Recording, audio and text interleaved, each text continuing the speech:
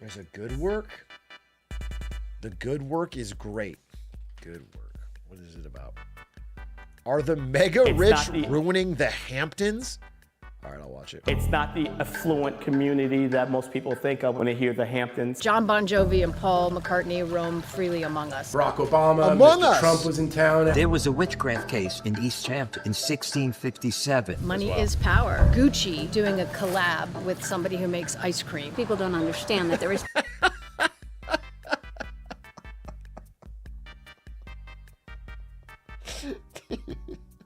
That's a crazy sentence. Money is power. Gucci doing a collab with someone that makes ice cream. Gucci ice cream.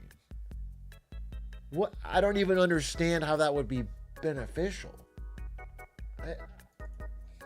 poverty in the Hamptons. We used to do real witch hunts. Yeah. When we were country. Yeah. The Hamptons, the far-reaching tip of Long Island where New York's business elite and the world's celebrity overlords escape to rub moisturized elbows in idyllic beach towns and gargantuan backyards. The kind of place where you could find Justin Timberlake drunk driving from a Paul McCartney concert to a Diddy party, all before 5 p.m. But my sources tell me that beneath this moneyed paradise, the area is facing a housing and affordability crisis. What? The cost of living is getting nearly impossible. The level of rich is gone through the sky. $400 melons, a vending machine for caviar. It seemed clear that the Hamptons were Hamptoning too hard. If you're rich enough to want caviar, wouldn't you not want it from a vending machine? Doesn't that defeat? Who is this for? Like the striver, upper middle class guy that wants caviar, but is for some new money for when you're slumming it, but still need caviar. The CEO on the go is. Listen, I'm not in the caviar crew. Is caviar actually something people enjoy eating? I thought it was more of like a signifier of taste and wealth. You're not like shoveling down caviar in an airport line, right? You're not. It's decent. Okay. It's like pretzels. It's not like pretzels, bro. I'm not making Wetzel's caviar. A vending machine for caviar. It seemed clear that the Hamptons were Hamptoning too hard, even for the Hamptons, spurring questions like, who can actually afford this? And is anyone doing anything about it? These are daunting queries, but when I get whiffs of a story that's occurring close to where I live in a beautiful locale, I will drop everything to get to the scene. Okay. So get in, bitches. We're going to the Hamptons. Wait, Fern is owned by the same private equity as Fireship? Well, that would explain the recent videos from both of them. That would explain quite a bit. Oh, I got an offer. It was in my email. I got an offer. I don't know if it was from private equity. It's from like a startup or something that's investing in, it was like $2 million. Low key. Not even kidding. It was like $2 million. But I think I have to continue making big A videos for like fucking 5 years or something. It felt like a bad idea. So I told him make it 2.2 and we had a deal. So I've been private equity for the past 6 months. No, but I did get an offer, which is kind of crazy.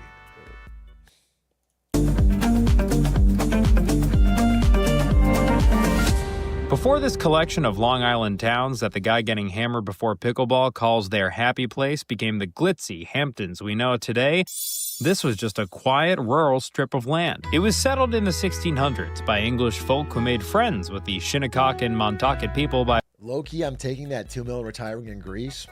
Okay, but do you understand that you only get the money if you continue working on the channel? So you have to make videos again for like 5 years. So you're not, I guess you could take it and save it, but then they also get all the revenue from the channel, which probably would be more than that over that time. So like the only reason to do it, which is crazy, is like if I wanted to take the money and then follow the exact letter of their rules, but do no actual work. So like just upload, but do no actual work. And you kind of ghost job it. I guess you could do that. But then you have to deal with them. They would be constantly harassing you, I guess. Oh, that's kind of what it feels like fucking Fern is doing. Like, if I was them, I think that Taco Bell video I scrap before I upload. But when you got to make the upload you just run it. Drew Goodening? You think is Drew Gooden private equity? No way, right? I don't think Drew Gooden's bad. Drew Gooden's videos have been good. I was thinking about watching the new Drew Gooden. It's about the War of the Worlds. I like Drew's stuff. Everybody. He doesn't put out a lot of, it's pretty rare and the quality's pretty good. The new one was really good. Yeah. Well, let's watch this Hamptons video. I want to see what's going on. Promising them that their names would one day be on bars and golf courses. A couple of centuries later, it became an artist settlement, with American Impressionists arriving in the 19th century and pop artists coming in the 1960s. But its deadly combination of bucolic beaches and close proximity to the world's capital of capitalism meant that it couldn't stay a hippie secret forever, which is how we got to today, where the Hamptons are a summertime epicenter for expensive bar food, private chef influencers, John Hamm's $150 for that? They took frozen food, chicken tenders, and fries, and they just put it on 3 tiers, and they marked it up to $150? That's actually fucking crazy. That's crazy. That is that's like the cheapest slop for... That's crazy to pay that. Sightings and circle driveways of imported gravel. To learn more about what to expect from a wealthy beach community in 2025, I hit up Dion Searcy, a veteran journalist for the New York Times who currently covers wealth and power. What are the Hamptons?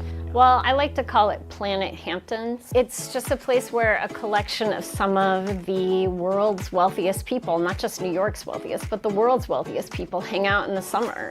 It reminds me kind of when those cruise ships dock and people pour off, but all these people are like wearing all white and have really toned, shoulders and abs and that kind of thing. It's sort of the epicenter of where everything happens. There are political fundraisers, there are galas, there are just cocktail parties. A lot of young people go out there. It really feels like a pilgrimage of, the wealthy that go out there. In the Hamptons, do they pronounce it gala or gala? They say gala. They say gala. Yeah. Okay. And with that, I had everything I needed to know. So I set off for the Hamptons. And was then immediately hit with bumper-to-bumper traffic. I should have anticipated this. The traffic is a common Hamptonian complaint, as I've heard from the Real Housewives of New York's Bethany Frankel. I'm the one. I stayed in an Airbnb up there. They ban Uber, Lyft, and they have their own private taxi service that's exclusive to the area. You have to download a Hamptons taxi app. That's crazy. That's crazy. Who is glued to the Hamptons, and you can't drag me out. This summer, all the videos people are posting about the Hamptons being off, the traffic is suffocating. Preach, Queen. And while I can't confirm that the traffic does actually blow, I did eventually make it to the land of abundance. Sorry, why doesn't he just simply drive up this lane, gun it straight down, then get right here and then lay on the horn until they let him in? Is he stupid? Is he fucking stupid? Confirm that the traffic does actually blow. I did eventually make it to the land of abundance, where I immediately went for a stroll on the beach with Vanity Fair and New York Magazine. Throw on the hazards. Throw on the hazard lights, bro. I'm gonna open a food truck in the Hamptons, but it's microwave Chick-fil-A sandwiches at a 200% markup. You're not thinking big enough, dude. If you want to convince them, you have to do like 800% markup. You need to make it like, you need a name, a very pretentious name. And you need to buy the chicken sandwiches. You need to charge like $70 for them. And then you like put it in like you wrap them in fabric. You get like a fabric holster for your sandwich. Le Pluck. Yeah. Yeah, no, it's called Pluck. Pluck with like a golden feather is the logo. And it's called Pluck. And then there's like a fabric and then you have a chicken sandwich. And then you put them in a little picnic basket. That's money. And you literally just go buy Chick-fil-A and bring it up.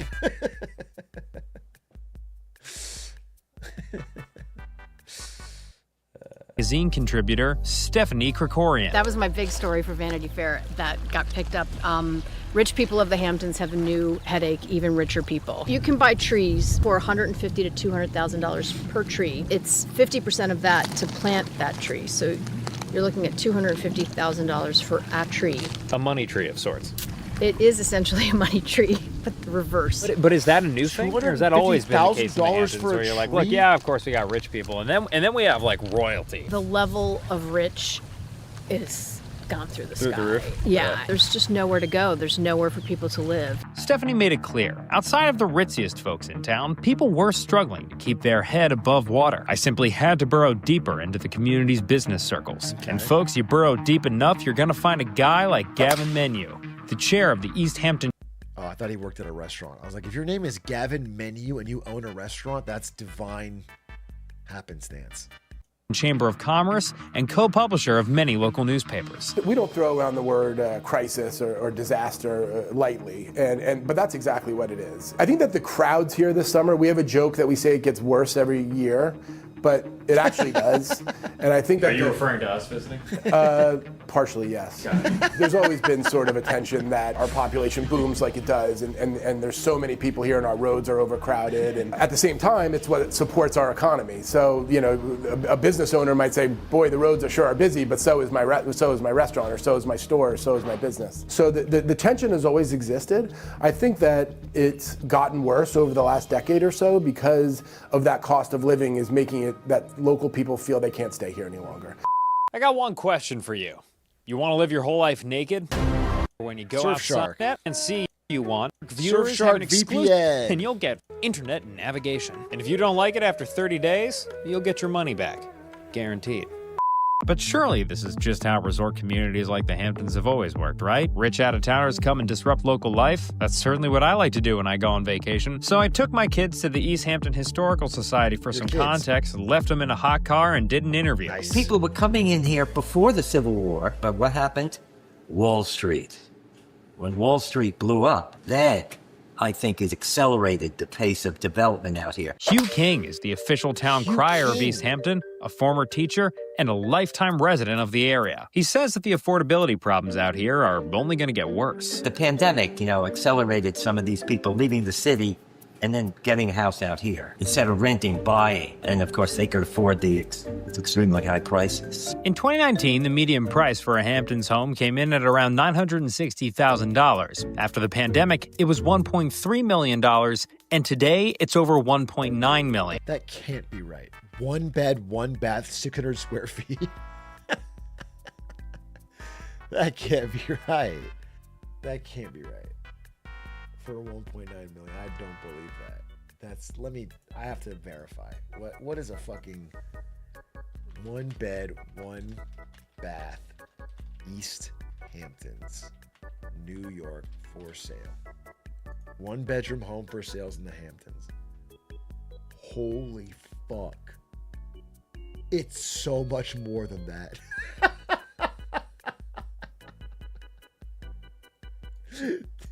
What can I show? This doesn't look like show my. Okay. One bed, one bath, 600 square feet, $2.695 million. That's unreal. That is unreal. How can you possibly you have to have so much money to not care. That's crazy. That is such a large amount of money. Damn, I can't believe that. That's like one of the most insane, terrible. Dude, you know what's crazy? This was bought for half that price in 2020. That's crazy. $2,000 a month HOA fee. And it wasn't $14K a month estimated payment. always this hard to get housing here. I was getting a haircut in Augie's Barbershop on Newtown Lane, okay? Guess what happened? I bought a building lot in Springs for $2,500 and had to pay him $50 a month. And that's how I got my first house. We need apartments here, and we're not going to get them. It's too late. That ship has sailed. Why is it sailed? I mean, is that just because of zoning laws? Or? Yeah. Zoning laws, there's no land left. If you look in the stores, you go all around, what's the one sign you see? Help wanted.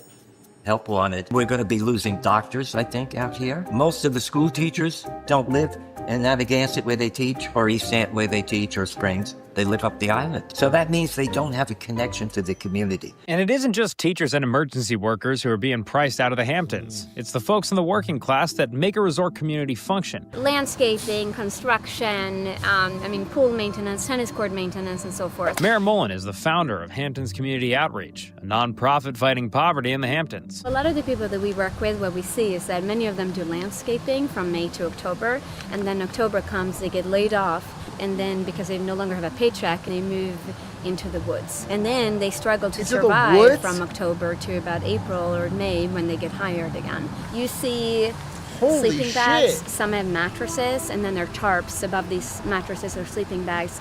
And then typically you will see some food, like laying around. Sometimes they've created a little makeshift kitchen with like a piece of wood, something like that. But they're very, very simple. Mara told us there are dozens of workers in the Hamptons living in these conditions. As the day went on, I drove past lush fields and farms when I had the same thought I always do while discovering beautiful open space. That land seems developable. The town did a housing plan over 20 years ago and said by now we should have over 3,000 to 5,000 units of housing. How many have we built?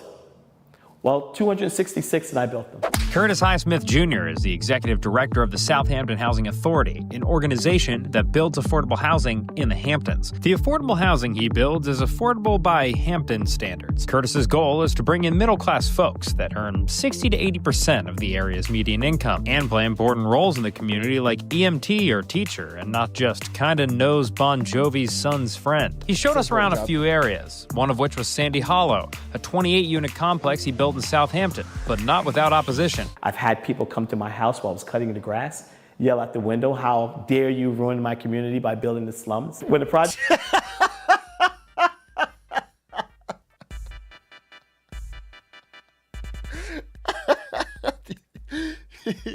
That's so funny because these apartments are probably like $4,000 a month or something, but it's the slums. Dude, NIMBYism is such a fucking disease. It's so crazy. It's so fucking crazy. They just can't stand anything that would bring their property value down even one iota. What's fucked up is that you shouldn't be consulted. It's so annoying that we have these community town halls and shit. It bothers me.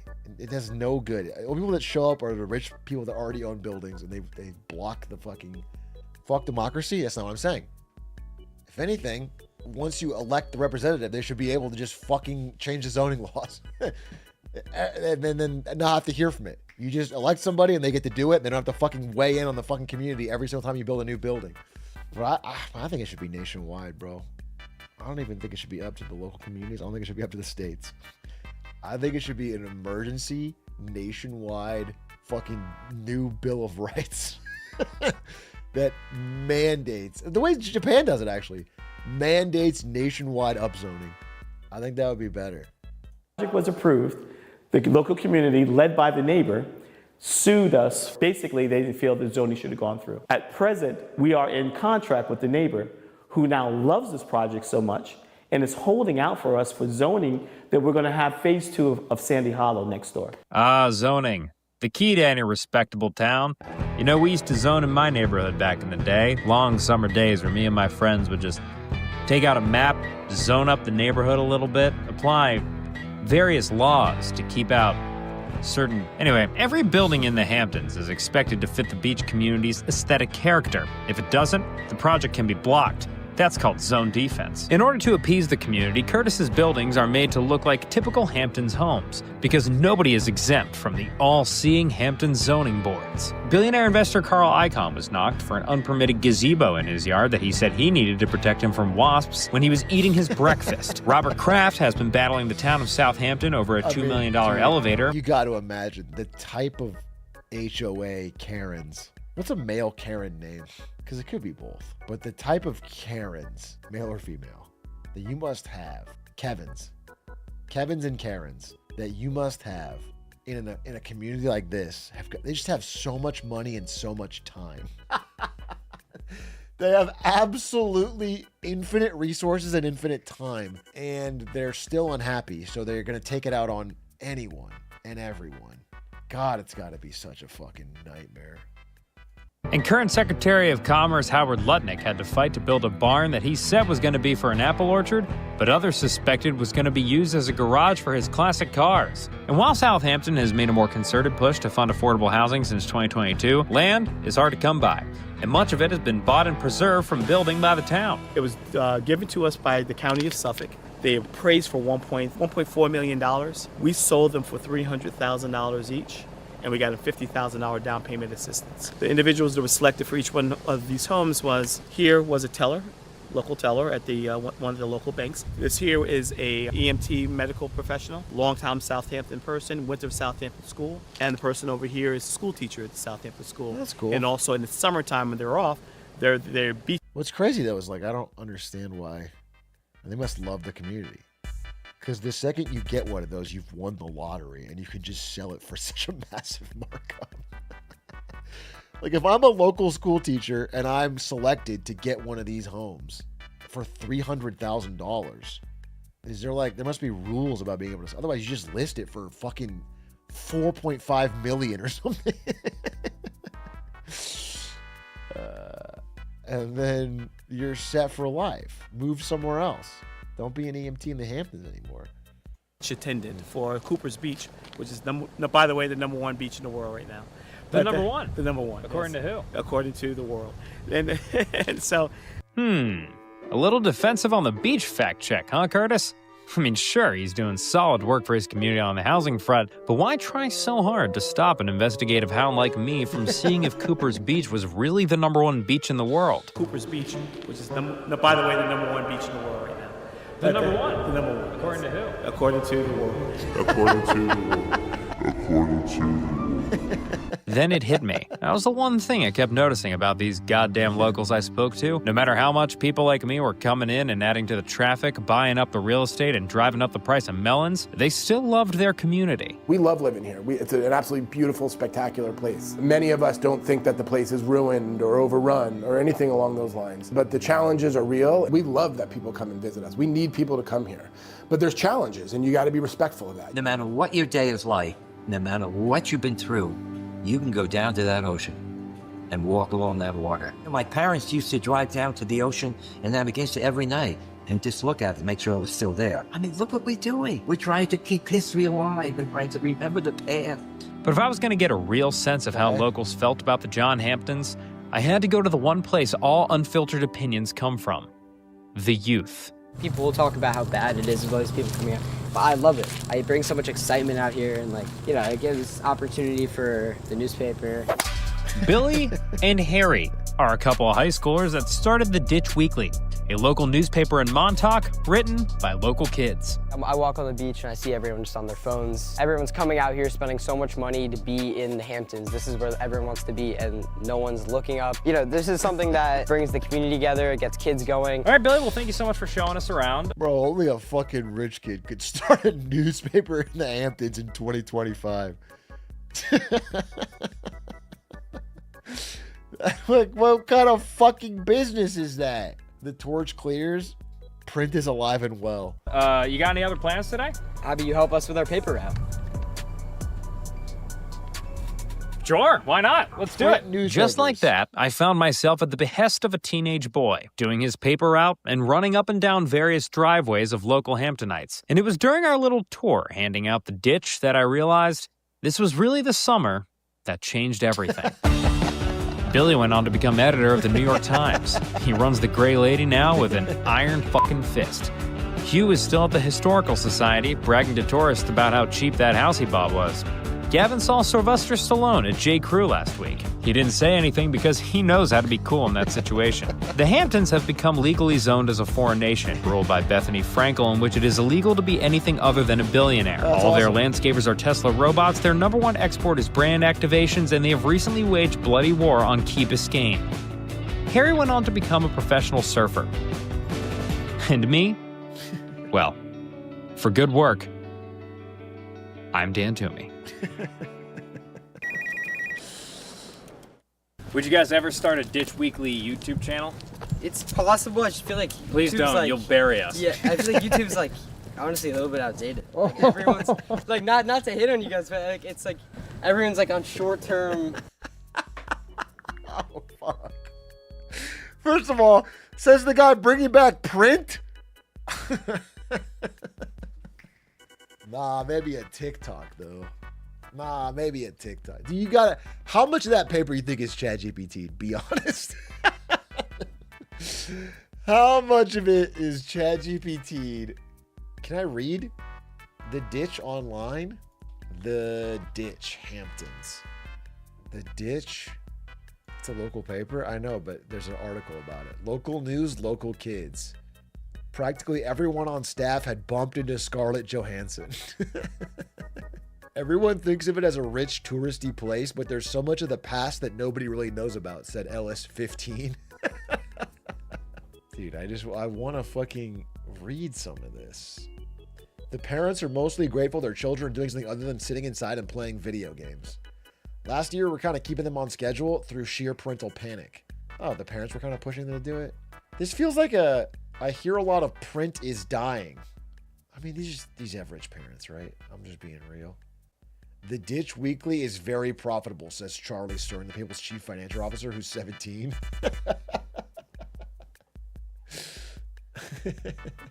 Printing costs are $900 per week. This is crazy. A 13-year-old head of sales. Good for them, I guess. I don't want to be a hater. You're making a paper. When I was fucking 13, I made a newspaper called, what did I call it? It was called like the Orange Star Weekly, and it was me reporting from the front lines of Advance Wars, the video game Advance Wars. I would play the game Advance Wars, and then I would write a fake newspaper as if it was real. And it had a readership of 2, my parents. And my dad didn't like it.